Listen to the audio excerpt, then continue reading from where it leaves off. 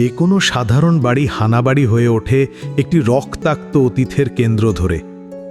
এমন সব ঘটনা যা ঘটে যাওয়ার বহু বছর পরেও সময়ের বুক জুড়ে বয়ে চলে এক বিষাক্ত বাতাসের মতো। খুন, আত্মহত্যা, বিশ্বাসঘাতকতা এসব তো অনেকটা চলতি গল্পের মতোই।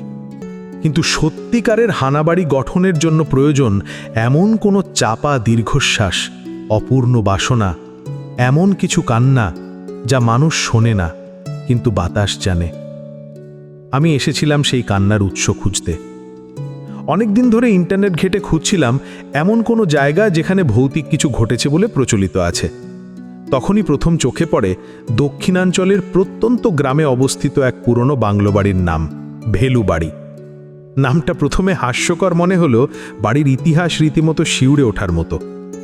বছর 25 আগে এই বাড়ির দ্বিতীয় তলায় এক মহিলা, নাম ছিল বনলতা সেনগুপ্ত, নিজ হাতে তার স্বামীকে শ্বাসরোধ করে খুন করে নিজে ঝুলে পড়েছিলেন বাঁশের কড়িকাঠে।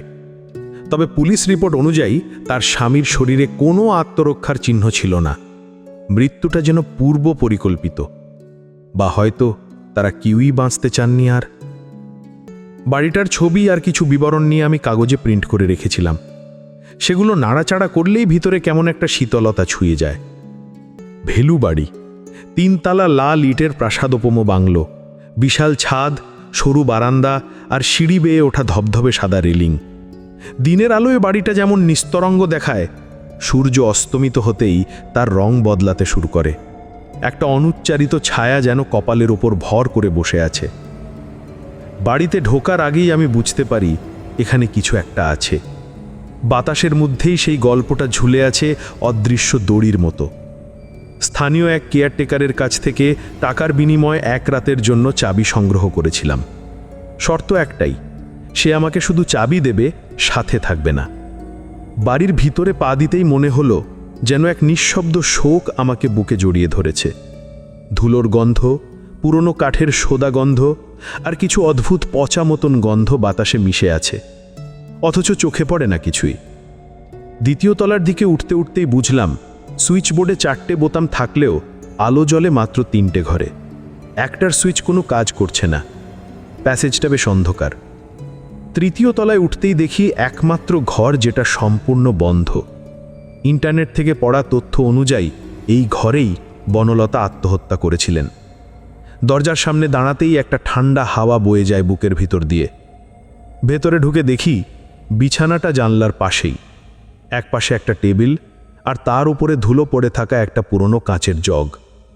সিলিংয়ের উপরের দিকে তাকালেই দেখি একটা রিং, যেখান থেকে ফাঁস লটকে থাকার দাগ এখনও রয়ে গেছে। মনে হলো এই ঘরের দেয়ালেরা কান্না জমিয়ে রেখেছে এত বছর। সন্ধ্যের পর জানলার পাশে দাঁড়িয়েছিলাম। হঠাৎ অনুভব করলাম পিঠের ওপর একটা ঠান্ডা ছোঁয়া, খুব নরম কিন্তু স্পষ্ট। ঘুরে দেখি কেউ নেই। অদ্ভুতভাবে বিছানার আলো যেন একটু বেশি জ্বলজ্বল করছে তখন। মনে হলো আলোটা বাড়ছে ধীরে ধীরে।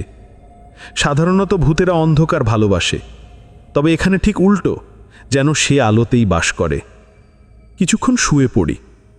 হঠাৎ ঘুম ভেঙে দেখি বিছানার দিক বদলে গেছে। জানলাটা ছিল মাথার কাছে, এখন সেটা পায়ের পাশে। আরও অদ্ভুত, টেবিলের ওপর পড়ে আছে আমার সিগারেট কেস আর একটা কালো রঙের ফাউন্টেন পেন, যেটা আমি সাথে আনিনি। মনে হলো কেউ যেন এটা রেখে গেছে আমার কিছু লেখার জন্য। পরের কিছুক্ষণ ছিল আমার জীবনের সবচেয়ে আতঙ্কিত সময়। জানলার ওপর থেকে ধীরে ধীরে নেমে এলো এক গোছা চুল। তারপর দেখা দিল একজোড়া শূন্য চোখ, ফ্যাকাশে কপাল আর ভয়ঙ্কর এক ঠোঁটের বাঁকা হাসি। পুতুলের মতো ঝুলে আছে পুরোটা শরীর। তার একটা হাত জানলার ভিতর উঠে এসে তর্জনী দিয়ে ঘরের ভিতর কিছু একটা দেখাতে লাগলো। ঘুরে দেখি কিছু নেই। আরও ভয়াবহ ছিল পরের দৃশ্যটা। ঘরের ঠিক মাঝখানে এক ঝটকা দড়ির ফাঁস ঝুলে পড়ল, আর সেই দড়িতে ঝুলছে সেই একই মুখ। চোখ ঠেলে বেরিয়ে এসেছে, মুখের চামড়া পিচ্ছিল আর ঠোঁটে সেই একই প্রাণহীন হাসি। আমি চোখ বন্ধ করে ফেললাম। মনে হচ্ছিল আমারই বুকের ভিতর থেকে কান্নার শব্দ আসছে। আলো নিভে গেল। সিঁড়ির ধাপে কারোর যেন পায়ের শব্দ। তারপর দরজার সামনে এসে থেমে গেল। আমি আর থাকতে পারছিলাম না। পেনটা জানলার বাইরে ছুঁড়ে দিয়ে দরজা খুলে দৌড়ে বেরিয়ে এলাম। নিচে গিয়ে একটা ঘরে গিয়ে ঘুমের ওষুধ খেয়ে মেঝেতে পড়ে থাকলাম। সারা রাত কানে বাজছিল সেই একই কণ্ঠ, ডাকছে, ফিসফিস করছে, কাঁদছে, একবার উপরে এসো, আমি শুধু কিছু বলতে চাই। কিন্তু আমি আর উঠলাম না। ভোরে যখন বাড়ি ছেড়ে বেরিয়ে এলাম তখন শুধু একটাই কথা মাথায় ঘুরছিল। ভেলুবাড়ি আমাকে ভয় দেখাতে চায়নি, সে চাইছিল আমি তাকে বুঝি, কিন্তু আমি পারিনি।